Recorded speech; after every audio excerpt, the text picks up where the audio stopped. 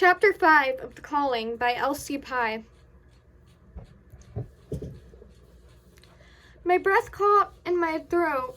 For a second, I hoped it was Jules who shot the arrow, that she was standing behind me with one of her smug smiles. I spun around. A smug face was staring at me, but it wasn't Jules. It was the man who could have ended my life earlier, Raph. He leaned against a tree with his arms crossed and his bow already behind his back.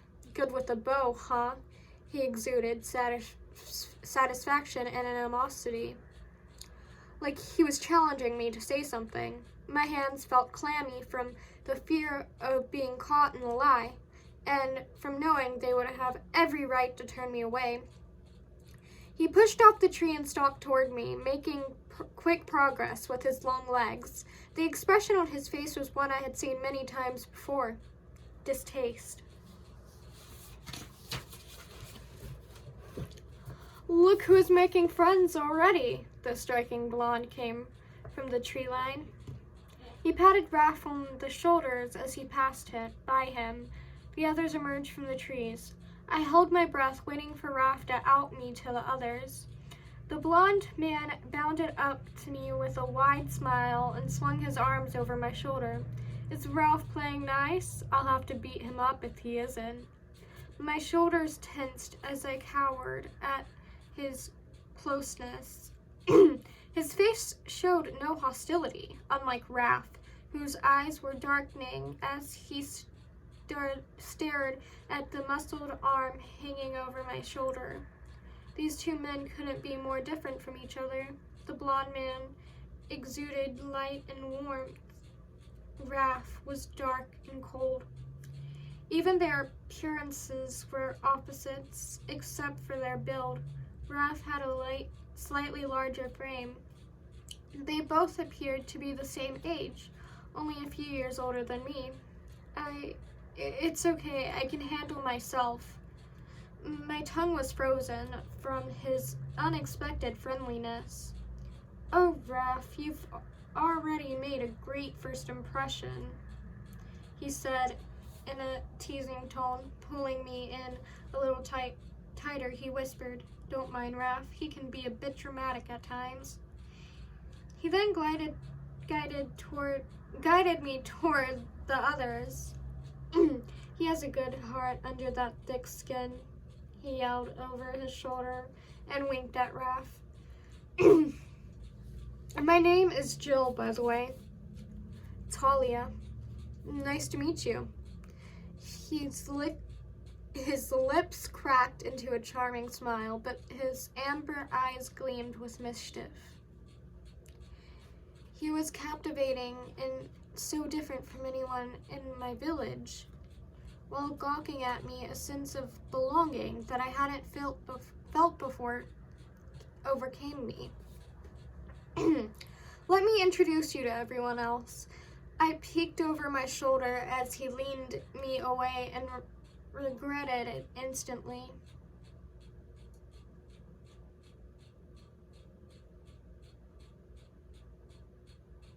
Raph's eyes pierced straight into me. A chill ran through my body. I would have to be careful around him. "This is my sister, Audria. Yes, we're twins, and yes, I'm the better looking one." My eyes widened. I had never ever met twins before. I didn't notice last night, but they were nearly identical in appearance, except Andrea's hair only came to her chin, while his touched his shoulders. Even their eyes were the same golden color. However, their demeanor couldn't have been more different. Jill gave off a light, carefree, and a little mischievous personality.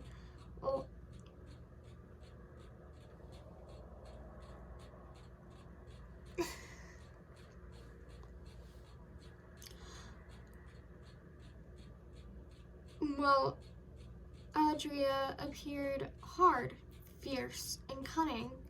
Audria is our shadow. She can go anywhere undetected, yet she sees everything. Don't ever try to sneak up on her. It won't work, trust me. He leaned closer, almost conspiratorially.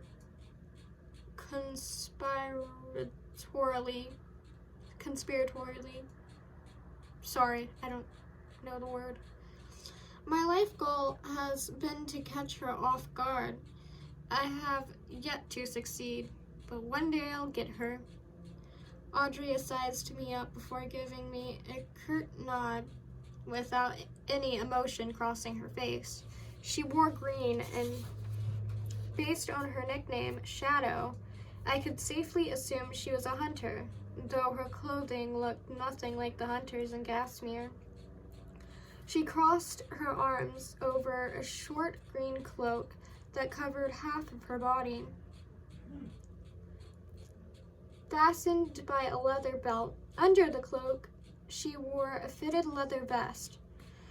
Her back straightened, bringing my attention to two leather shoulder cuffs attached to the vest and a leather cuff on her left forearm. 3 daggers were strapped to her along with a satchel tied to her waist. Everything about her was threatening. Don't worry, she acts like that with everyone, Gil whispered in my ear before steering me toward the next stranger. This big guy is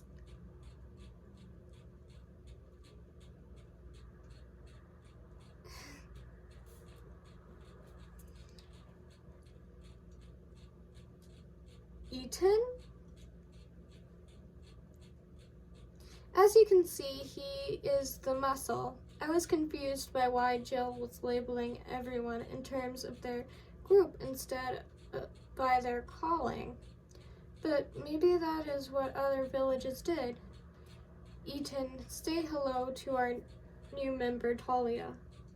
Eaton appeared to be at least 6'5" and all muscle and about double the width of Jill. He would have to turn sideways to get through my front door. Like most of the men in their group, Eaton wore a leather vest over his tunic with leather padding covering one shoulder. His leather and tunic were brown, which made me question if he was a farmer. Gil wore a yellow set, and the leader wore gray, and Raph had on green.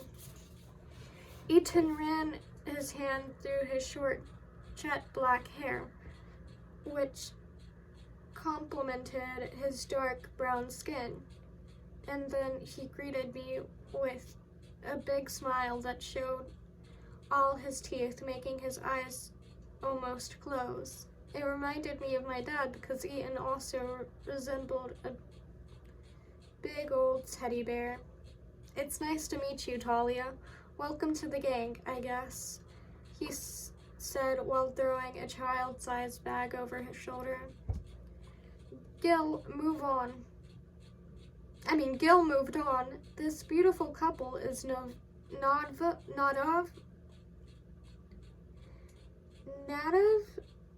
and Hafsa. Nadav is our tracker and Hafsa our healer. But they both are unmatched when it comes to hand-to-hand combat.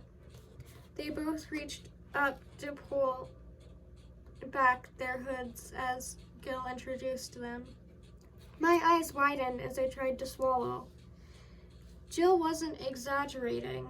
Nadav and Hafsa were breathtaking, almost otherworldly.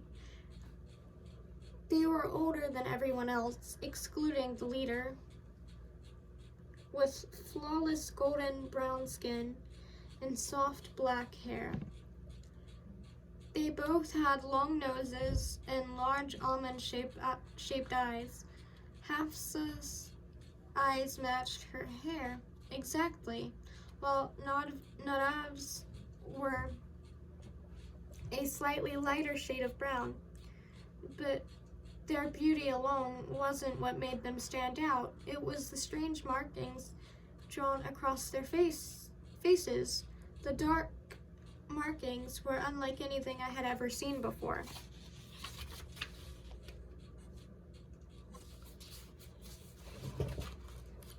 Crap, my phone is at 10%. Okay. I think I can make it. What village were these people from? I always assumed other villages were just like Gazmir, but maybe I was wrong. Hafsa had 2 lines going over her eyebrows toward the center of her forehead, where a small diamond was located. Small dots bordered the lines, coming all the way down to her cheekbones. She also had a line going from the bottom of her lip to her chin, with dots along each side. It was delicate but fierce. Nadva's markings were very different. They appeared to be like twisted vines going from the top of his hairline on the right side of his face, all the way down to his chin. The sound of Gil coughing next to me pulled my eyes from their markings. My cheeks reddened. It was obvious I had been staring. They both gave me a gentle smile that, despite everything, made me feel surprisingly safe and welcome. I also noticed they were the only 2 who dressed differently, even though with their labels of healer and hunter. Nadav wore a plum-colored leather tunic with 2 pieces of matching fabric going over his shoulders, down to his thighs, and a large black leather belt encircled his waist. Hafsa wore something similar, except it was burnt orange and reached below her knees. Before I could ask them about their different colors, Gil dragged me away. You've already met Raf. He's our weapon expert. He's skilled with all weapons. It's extremely annoying, if you ask me. I resisted the urge to glance in Raf's direction, but his presence was impossible to ignore. I could see his athletic frame leaning up against a tree as he watched me and Gil. He stared at me as a few strands of hair fell into his green eyes. His hair was shorter on the sides, not passing his ears, and longer on the top. Everything about him was sharp and striking. He matched the multiple daggers strapped to him. I forced myself to look away. There was something about him that made me want to know more. I needed to do everything I could to ignore it. That's enough, Gil. Their leader approached us.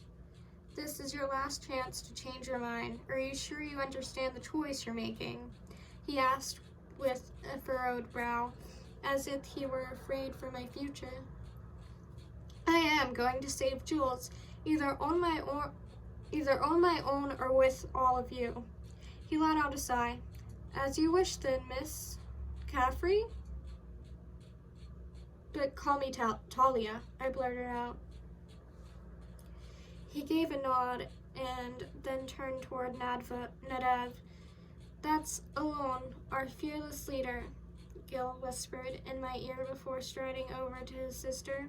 Alon gave me one last glance over his shoulder before he commanded, "Let's move out."